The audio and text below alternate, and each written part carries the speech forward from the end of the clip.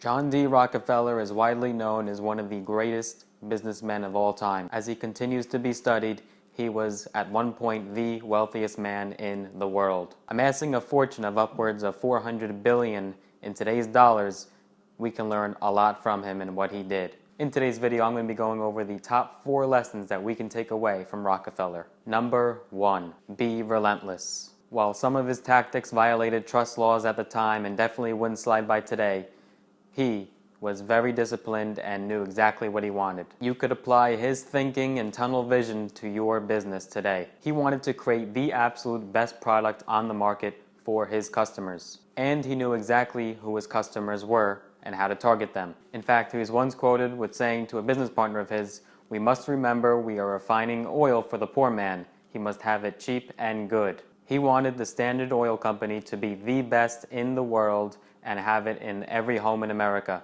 He was absolutely ruthless in wanting to control the market, and by the 1880s, he controlled 90% of the refineries and pipelines in America. So making sure that you have one of the best products or services on the market and that you have never stopped improving and innovating it will allow you to expand your business. We can also take away the fact that he was extraordinary with numbers and did everything in his power to bring the cost of his product down. Even if it would only save him pennies on the dollar, he knew that when scaled, that makes a massive difference. In one instance at one of the refineries, he asked an operator how many drops of solder do they use to seal the cans of oil, and the operator responded that we use 40 drops.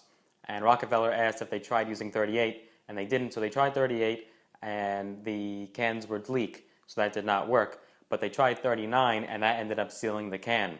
So that one drop difference actually saved the company hundreds of thousands of dollars later down the road.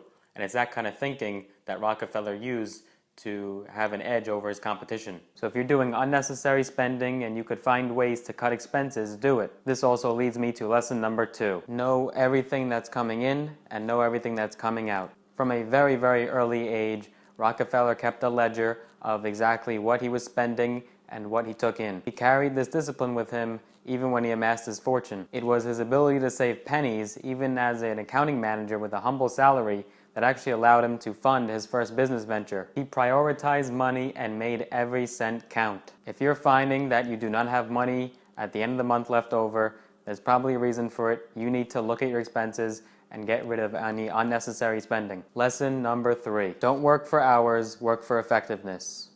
As disciplined as Rockefeller was, he prioritized his breaks as much as his work. He saw the importance of taking a small break or even a power nap throughout the day.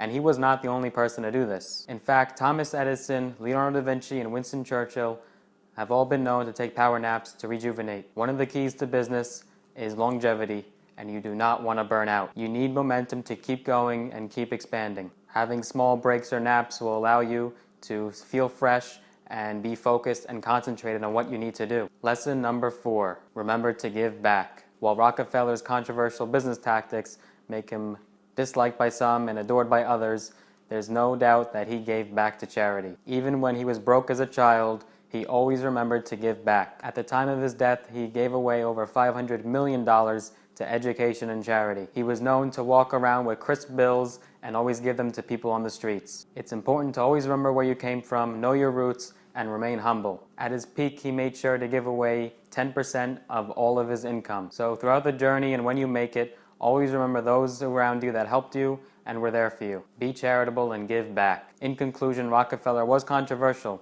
but what he did was uncanny and unlike anything that's ever been done before. That's why I think there's a lot we could take away from him. Hope you enjoyed the video. If you did, be sure to smash that like button and remember to hit that subscribe button and hit that little notification bell if you're new to the channel. See you in the next one.